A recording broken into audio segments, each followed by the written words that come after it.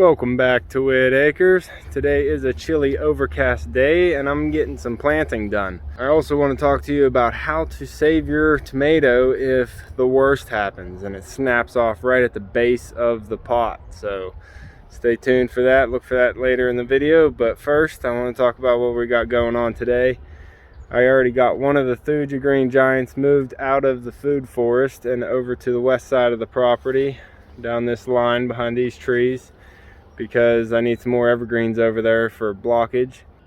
And then I had to get the green emerald arborvitaes out of the swamp area because it is so wet right now in the spring and they're just sitting there dying, not showing any signs of growth. So this swampy area right about here is where I pulled those from, and I had to put them over in the other corner of the property where we have my manure pile. There was a pile of topsoil and wood chips I was able to spread out with a backhoe and just temporarily plant the emerald green arborvitaes in there. So once they show some signs of growth, I'll actually find a place in the landscape to put those, and once I know they're alive, I'll get them into their finished position.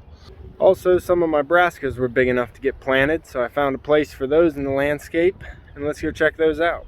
I'm gonna take my unfinished walkway to get there. Oh. Okay, over here in the food forest, there's actually some signs of life on this heritage red raspberry. That's awesome. But over here, next to the white strawberry bed, I put in some pak choi on either side of the centered Copenhagen market cabbage. So they should get some dappled light from this big maple tree and not get burned up in the sun, hopefully. Over here on the head of the bed, anyway, this one is a Brussels sprout that my friend Max grew for me. Thank you. He also gave me another one, so I put that one over here by the red strawberry bed. So we'll see how those two do with a little bit different light.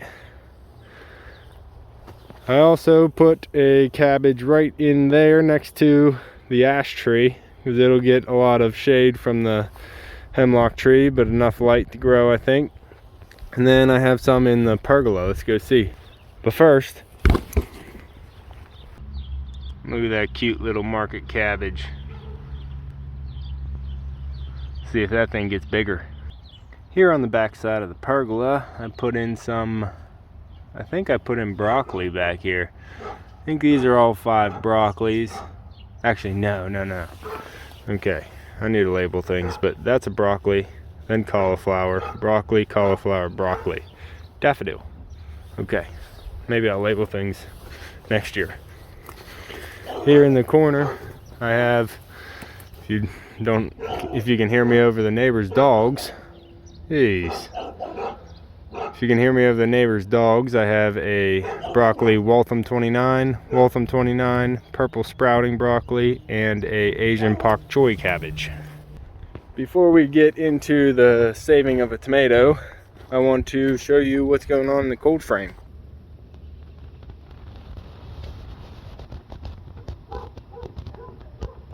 Doesn't it look magnificent? Now I'm going to take these rocks off for now so I can open the lid. I had the automatic window opener on this, but it failed. The wax cylinder just went ahead and started leaking. So now I have to do it by manual open. Not a problem. See what the temperature is. Nice 57 in here, real good. So the cress is in the front row. Looks like it's coming in very well. I'm not going to go ahead and thin any of this because I'm just going to go ahead and let it grow all tall, and I'm going to be harvesting while it's young. The next row is red romaine lettuce. Had pretty good germination with that. I'm going to go ahead and pick whatever this is in between it. Okay. That's almost ready for harvest. The next row that is ready for its first harvest is the arugula, which has a couple more weeds in here. But that arugula I'm gonna go ahead and harvest today. I'm just gonna take scissors and cut the top chunk out and let these bottom leaves go ahead and keep growing. Right behind that over here is the rainbow Swiss chard with one Bloomsdale spinach, which all that germinated. It's going a little slow. They're probably the smallest thing in here besides the cress. The Mabuna mustard is ready for its first harvest too. I could probably get a whole salad out of here with the arugula, mustard, and radish leaves. Just beside that, that little clump there is the Georgia collards. And then I have radishes, 2 rows of radishes behind that. In the very back row, you can see I have some Parisian carrots. Those are the small globe type carrots, so they don't need a lot of soil for the root. It's a small globe carrot, so it doesn't need to go down very low. It's only about 8 inches in the soil. You can see I actually need to do some watering. Soil's cracking a little bit there, but it's raining right now, so why don't I just open this lid. Open this lid, and I have this little eagle statue here with a bungee cord on it, but I just go and hook it right there. And that eagle statue is attached quite vigorously and strong with this vine. So you can see that eagle's not going anywhere. So it holds my door open for the cold frame. That's just looking great. I'm gonna go ahead and harvest the salad out of that to eat later. Now let's get into that tomato. But real quick, my ball. Now you can see I have all my tomatoes over here on the south side of the house right now. I still have my other ones on the east side of the house. But these ones, you can see they're getting a little bit of curl. I don't know if that's from the cold air out here, or it might be being on the south side, but we got pretty heavy cloud cover, so I don't think they're getting burned up. Might just be a little cold for them. But these ones I left on the south side just because they're closer to my greenhouse. I can get them in and out today. But the other ones over here I still have on the east side because they're not going back into the greenhouse. They're good enough for the temperature changes, except for this one. So they're gonna go ahead and stay outside. This set goes back into the greenhouse because they like warm weather, and we're in a cold spell right now, going down below 40 at night. So let's get inside where it's a toasty 71.8. Oh, it feels good in here. Now, yeah, first things first, Tokyo bunching onions are germinating, looking good. Now, after our last video of doing the simple way to harden off your plants, I was bringing in those plants back into the greenhouse in the evening as the storm was kicking up.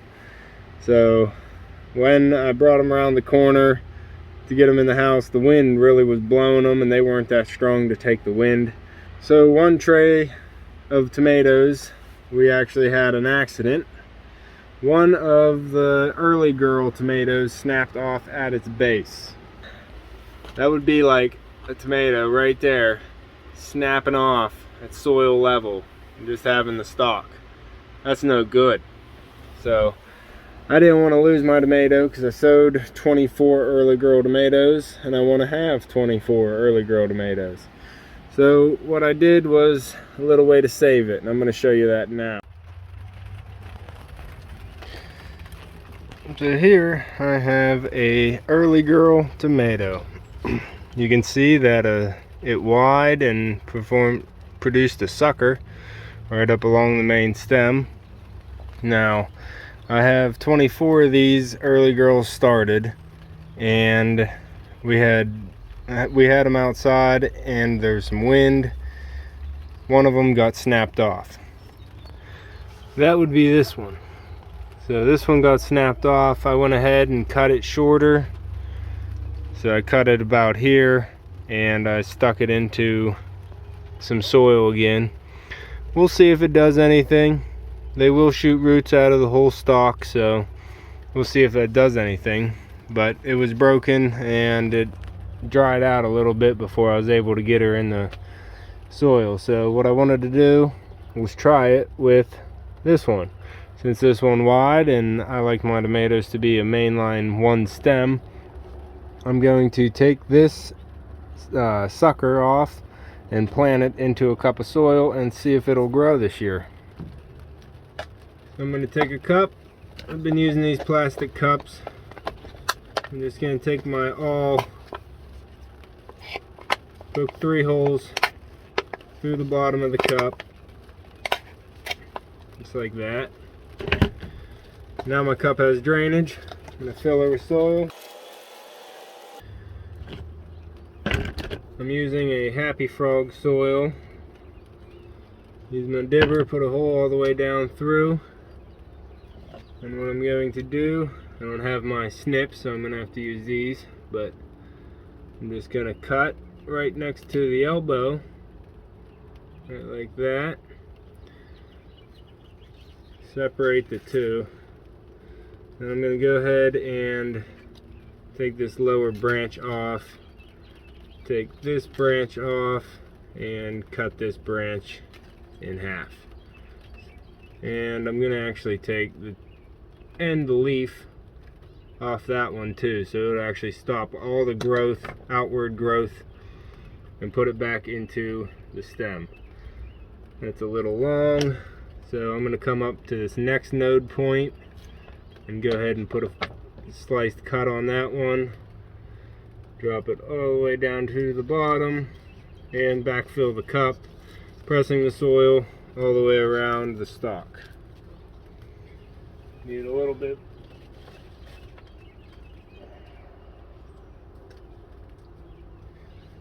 bit more soil so I can fill it up all the way to the top there. So now this has no roots on it. It's gonna go ahead and try and push all these little hairs on the stalk. It's gonna start trying to grow roots into the soil. So we will see if that will grow my replacement plant or if this one will survive. Now it's been 2 days since I did that video, and the early girls both are alive. This is the one that snapped off at the base, and it's actually starting to stand back up, showing signs of life. I don't see any roots yet, but they're probably small, just starting off. This one is still standing up. It never showed any signs of wilting down, so I imagine it is starting some roots too. We'll see whenever the whole clear cup fills out with roots. But 2 days after snapping this thing off at the base, putting it in a couple of my potting mix that I've been starting my seeds in, it went ahead and started sprouting its own roots. So don't fret whenever you snap a tomato, because there always is a way to save it. While I have you in my greenhouse, I might as well show you around. Here's that basil that I never finished up potting. Tray's still sitting right here. I gotta get that done. Right above it is my Mexican sour gherkin jungle. This is getting a little ridiculous. I think I started that a wee bit too early. It is climbing straight over my tray of herbs. My rosemary and sage is getting all taken over. My dill is getting attacked. But I need to rein in that gherkin for sure. Now I have some, it's not parsley. I have a tray of Rutgers tomatoes. Looks like I have a healthy 6 of those. And the chives are doing fine in there. Those are just some extra chives I didn't want to lose, so I threw them in a pot. And then my penstemon, looks like I might get 2 penstemon. And then I have 12, 13, 14, 15, 16 snapdragons. Still waiting for my pineapple tomatillo to pop up. I didn't get any of those. Here we have petunias. I got some petunias out front here, gazanias in the back, and some bunnytail grass. Those will just be for, those are short flowers for the red bank. Over here some sorrel and endive. It's kind of just sitting there. It's not growing real fast. This is my purple tomatillo. So I have plenty of purple tomatillos, and I do have one pineapple tomatillo. No Ace 55s. Huh. So those are the other Rutgers that I separated the 6 out from. I have a jelly melon in the back and a potato cucumber. That's what's outside that got scorched. So I have some backups for that. Then in this tray that needs some desperate need of water is all calendula, whatever you want to call that stuff, but it's a pretty yellow flower. Good for getting your aphids trapped on it because it has a sticky sap. Now here I have huckleberry, garden huckleberry, some ground cherry, Aunt Molly's ground cherry. This is a valerian root. At least I got one of those. These ground cherries keep going and starting to flower, so they're pretty much ready to go outside. Maybe I'm early on those. My hollyhocks in the back here doing just great. See, there's no pineapple tomatillo. Maybe a little one. That might just be a weed seed. Got more purple tomatillo there. Over here I have some San Marzano tomatoes all in the back there. I pricked them all out, separated them, and looks like I only lost one from that. Then I have some nasturtium I separated out. So these are baby red rose and some double yellow delight. This is my tray of squash and cucumbers. I have a cucumber straight 8, a cucumber early hybrid, national pickle cucumber, yellow squash, zucchini, black beauty, and spineless perfection zucchini. You can see I did one per cell with the zucchini because I figured they were new seeds. They shouldn't have a problem germinating. I just go through here and pick some seeds gently off the cotyledon leaves. Let them open up all the way. Some of these bigger seeds, especially your squash and pumpkins, your cucurbits, seeds get stuck on there all the time. They'll eventually push them off themselves, but I like to give them that head start. Anyway, this is my tree cabbage doing very well. And then you can see the craspedia we pricked out and separated into its own cells. They're surviving just fine. So are all the daisies that I pricked out. Got 11 daisies. I don't know what kind they are, but they should be a short 12-inch daisy. Still have not pricked out my poblano peppers. I want to separate those before they get a little bit too big. I have the artichoke, 4 of those in the back, and they're doing just fine. The herbs I up-potted last week are taking hold. And that's an extra snapdragon. I sowed some of my, these are Jaguar marigolds from last year. I saved some seed. I just threw them in a tray like that to see which ones germinated. I have one of the castor beans up. Looks like I might need another. Looks like another one's trying to pop up, but I need to water those. And then here is the most recent tray I sowed. And I have some beets coming up in this one. I have an American flag leek. Sweet peas are popping up here. Scarlet runner beans are these big ones. They were first up. I got one fennel popping up, it looks like. Maybe need some water in this tray as well.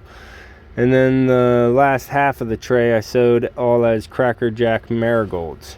Most of those are coming up except for maybe 2 of them. That's what the greenhouse is looking like at this time of year. We are about mid-April and the greenhouse is filling up. You see, it actually would be completely full if I had all my trays in it. I got these out here and they're all pretty much extras for the garden. And then I have these trays and those trays. So the greenhouse is completely filled up, but that's how it goes. You get them planted on rotation. As the brassicas are going out and the onions are going out, I'm opening up space for all the cucumbers and the zucchini. So this is how it goes this time of year. Just trying to get some things in that can take the weather, because I know we're going to get another heavy frost. There's just no way around it. There's actually one more thing I wanted to show you guys. I was down here in the asparagus bed just checking to see what's coming up this time of year. Now in another video I showed the asparagus bed and I said that a lot of the leaves were coming up and we had some growth. Well, since then I figured out that's not asparagus leaves.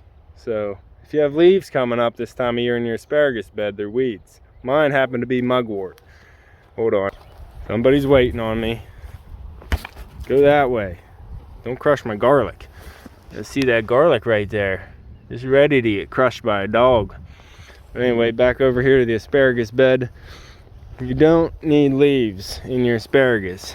Because right here, I was like, oh, my asparagus is alive. But it's not asparagus leaves, that's mugwort leaves. So you want to go ahead and pick all that out like I did. Garlic's getting real big. 2 of them right there, actually.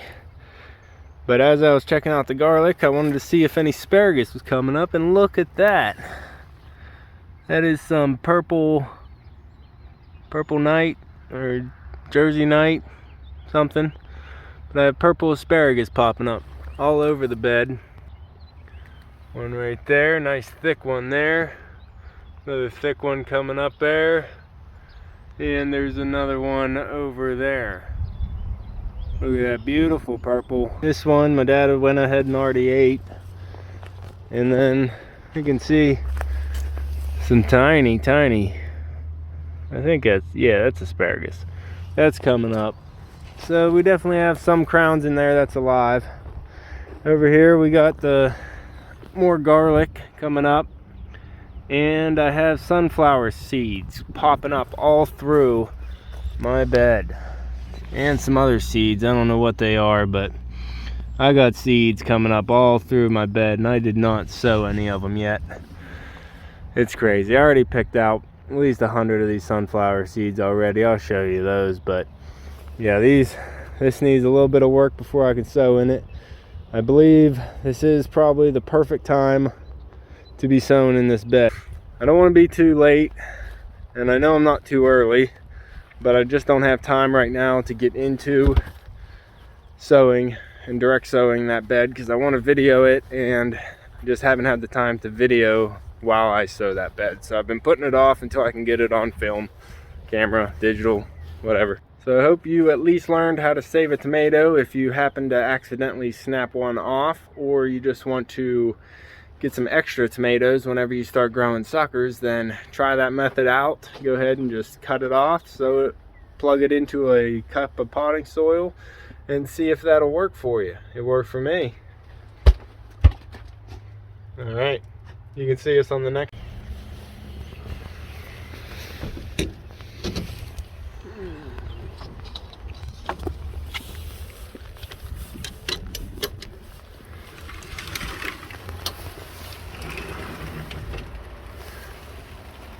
So the greenhouse is looking pretty full right now, because we had a nightly drop in temperature down to 37 last night. So I had to bring in all the trays that I have started. You can see I still have space to start some more trays. I actually need to separate out all these squash now that some of them back there, the cucumbers, started to per cell. But pretty much have the greenhouse filled up. Some of the tomatoes are too tall for my shelving, so I have to find specialty space for them. But as you can see, got one more rack. But we are getting pretty full here, middle of April. Show you, these early girls are still alive. Pretty sure this one's dropping some roots because it keeps perking up more and more each day. This one's looking just the same, so I think I'm gonna have some success with these. 2 more early girls. Now I got 25 instead of 23. I call that a success.